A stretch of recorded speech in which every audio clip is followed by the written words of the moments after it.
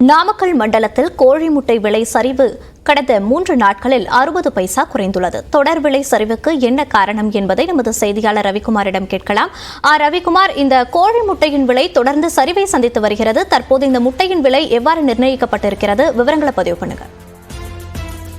மோனிஷா, அதாவது நாமக்கல் மண்டலத்தில் 1000க்கும் மேற்பட்ட கோழி பண்ணைகள் இயங்கி வருவதில் ஒரு நாளைக்கு நாள்தோறும் 6 கோடி முட்டைகள் உற்பத்தி செய்யப்படுகின்றன. இந்த உற்பத்தி செய்யப்படும் முட்டைகள் தமிழ்நாடு உட்பட வெளிநாடுகளுக்கும் பள்ளி சத்துணவுக்கும் கொண்டு செல்லப்படுகின்றன. குறிப்பாக இந்த மே மாசம் 1ஆம் தேதியிலிருந்து முட்டை விலை ₹4.20 தொடர்ச்சியாக ஏறி நேற்று முன்தினம் வரை ₹5.80 விற்கப்பட்டது. தற்போது முட்டை விலை அதிகரித்திருக்கிற சூழ்நிலையில் 3 நாட்களில் முட்டை விலை நேற்று குறைந்து ₹5.20 விற்பனை செய்யப்பட்டுள்ளது. இந்த விற்பனை காரணங்களுக்காக முட்டை விலை உயர்வதும் கூடுவதும் குறைவாக இருக்குது. இதற்கான காரணங்களை நம்மோடு பகிர்ந்ததற்கு இணையுள்ளார் காவேரி பயோ புரோட்டீன்ஸ் உரிமையாளர் மற்றும் கோழி பண்ணையாளர் செந்தில் அவர்கள். சார் வணக்கம். இந்த கோழி பண்ணை முட்டை கூடுது குறையுது சார், இதுக்கான காரணங்கள் என்னங்க சார்? அது இப்ப பாத்தீங்கன்னா இது சம்மரு. நார்மலாவே சம்மர்ல உங்களுக்கு முட்டையினுடைய விலை குறையும். பட் இந்த டைம் பாத்தீங்கன்னா சம்மர்ல கிட்டத்தட்ட நாமக்கல்ல ஒரு 90 லட்சம் கோழி அளவுக்கு இறப்பு ஏற்பட்டு முட்டை உற்பத்தி குறைஞ்சது. அதனால பாத்தீங்கன்னா ₹4.80 இருந்து ₹5.80 அளவுக்கு முட்டை விலை ஏறிச்சுங்க. இப்ப இந்த ஒரு வாரமா பாத்தீங்கன்னா அப்படியே ஆப்போசிட்டா இறங்கிட்டு வருது. இதுக்கு மெயின் ரீசன் பாத்தீங்கன்னா இப்ப எக்ஸ்போர்ட்ஸ் பெருசா போகல. ஸ்ரீலங்காவுக்கு போயிட்டு இருந்த எக்ஸ்போர்ட்ஸ் இப்ப போகல, நிறுத்திட்டாங்க. அடுத்தது பாத்தீங்கன்னா சத்துணவு ஜூன் 6 தான் சத்துணவு முட்டை சப்ளை ஸ்டார்ட் ஆகும். கிட்டத்தட்ட ஒரு 80 லட்சம் முட்டை அளவுக்கு தினமும் சின்ன முட்டைகள் சத்துணவுக்கு போகும். அது இன்னைக்கு போகாதனால அந்த முட்டைகள் பாத்தீங்கன்னா ஒரு அட்டையினுடைய விலை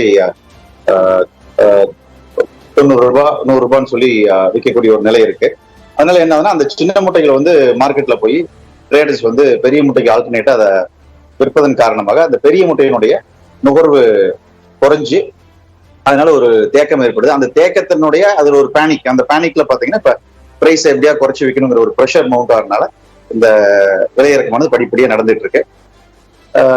இன்னும் ஒரு ஜூன் 6ஆம் தேதி அந்த பள்ளிக்கூடத்தை திறந்தாங்க அப்படின்னு சொன்னா அந்த சின்ன முட்டை ஆட்டோமேட்டிக்கா உங்களுக்கு சத்துணவுகளுக்கு போயிடுச்சுன்னு சொன்னா உங்களுக்கு இந்த ப்ரெஷர் இருக்காது. அப்போ ஆட்டோமேட்டிக்கா உங்களுக்கு பிரைஸ் அப்வர்ட்ல மாற ஆரம்பிச்சு. இப்ப குறிப்பா இப்ப சில்லர் உட்பட சென்னை உட்பட கோவை பெரிய நகரங்கள் எல்லாம் முட்டை விலை எப்படிங்க சார்? இன்னும் அதிகபட்சம் ரேட்டுக்கு போகுமா? இந்த விலை தொடர்ச்சியா இருக்குமா? ஆக்சுவலா எப்பயுமே ஏப்ரல் மே உங்களுக்கு முட்டையினுடைய விலை குறையும்.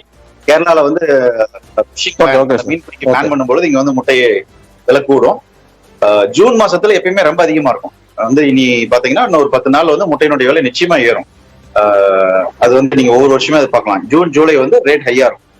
இது வருஷம் நடக்கக்கூடிய ஒரு ஈவெண்ட் தான். இந்த டைம் கொஞ்சம் ஓவர் ப்ரொடக்ஷன். இப்ப எல்லாம் வெயில் போய் இப்ப மழையெல்லாம் கூலா இருக்கனால ஓவர் ப்ரொடக்ஷன் இருக்கு. அதே போல எலெக்ஷனும் பாத்தீங்கன்னா எலெக்ஷன்னால நிறைய கல் பண்ணல பேட்சஸ் டிமாண்ட் இருக்குன்னு சொல்லிட்டு. பட் எலெக்ஷன் 7 ஃபேஸா நடத்துறதுனால பாத்தீங்கன்னா உங்களுக்கு அந்த ஒரே டைம்ல அந்த கன்சம்ஷன் டிமாண்ட் வரல. இல்லைன்னு சொன்னா ஒரு பேட்ச் முன்னாடியே கல் பண்ணிடுவாங்க. ஒரு பேட்ச் அப்படிங்கிறது 20% ஆஃப் தி பேர்ட்ஸ் கல் பண்ணுவாங்க ஃபார்ம்ல. அது கொஞ்சம் எக்ஸ்டெண்ட் பண்ணாங்க. ஏன்னா எலெக்ஷன் வரும்பொழுது எப்பயுமே அந்த தேர்தல் திருவிழா மாதிரி அது நிறைய நுகர்வு இருக்கும். அது இந்த டைம் அது இல்லை. ஏன்னா 7 ஃபேஸஸ் நடத்துறதுனால அந்த டிமாண்ட் நாங்க எக்ஸ்பெக்ட் பண்ண அளவுக்கு அதுல முட்டை அழியல. ரெண்டாவது சம்மர் ரொம்ப ஹெவி சம்மரா இருந்ததுனால அப்பயும் கன்சம்ஷன் குறைஞ்சது. அந்த இது கோழி இறந்ததுனால அந்த ப்ரொடக்ஷன் குறைஞ்சு மீட் அவுட் ஆச்சுங்க. பட் இப்போ ஸ்கூல் ஓப்பனிங் டிலே ஆகிறதுனால அந்த ப்ரெஷர் அந்த ஒரு 10 நாள்ல அந்த ப்ரெஷர் மவுண்ட் ஆயிருக்கு. இது ஒரு பேனிக் தான். அந்த பேனிக்ல டிராப் ஆகுது. பட் இதே போல என்னன்னா ஏறுறதும் போது பாத்தீங்கன்னா ஃபார்மர்ஸும் அன்னன்னைக்கு முட்டையை அன்னன்னைக்கு கொடுத்துட்டாங்கன்னா இந்த இஷ்யூஸ் வராது. இறங்கும் போது பேனிக்ல வைப்பாங்க, எப்படியா இன்னொரு 10 நிமிஷம் சீக்கிரம் எடுத்துருக்குன்னு சொல்லிட்டு. அதனால என்னதுன்னா அது ஆட்டோமேட்டிக்கா கிராஷ் ஆகுது. முட்டை ஆர்டர்ஸ் ஏதாவது எக்ஸ்போர்ட் நிறைய வருதுன்னு வச்சுக்கோங்க, என்ன பண்ணுவாங்க, நிறைய ஆர்டர் இருக்குன்னு சொல்லிட்டு பிரைஸ் ஏறுன்னு சொல்லிட்டு ஹோல்டு பண்றாங்க. ஹோல்டு பண்ணும்போது என்னன்னா உங்களுக்கு ஏற்றுமதி ரெகுலரா போறது தடைப்படுது.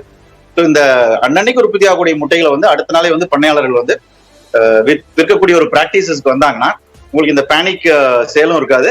அதே போல எக்ஸ்போர்ட்ஸும் பாத்தீங்கன்னா உங்களுக்கு இன்டரப்ஷன் இல்லாம எக்ஸ்போர்ட்ஸ் ஸ்மூத்தா போகும். இந்த ஒரு பிராக்டிஸ் இண்டஸ்ட்ரி அடாப்ட் பண்ணுச்சுன்னா உங்களுக்கு எதிர்காலத்துக்கு நல்லா இருக்கும். பட் இந்த பிரைஸ் டிராப்ங்கிறது ஒரு டெம்பரவரி, இத்தனை வீக் டைம்ல சிச்சுவேஷன் மாறிடும். இது சும்மா இப்ப முழுமையா அவர் சொல்லியிருந்தாரு. இன்னும் முட்டை விலை இந்த வாரத்தில் குறையறதுக்கான வாய்ப்புகள் நிறைய இருக்குன்னு சொல்லியிருக்காரு. விரிவான விவரங்களுக்கு நன்றி.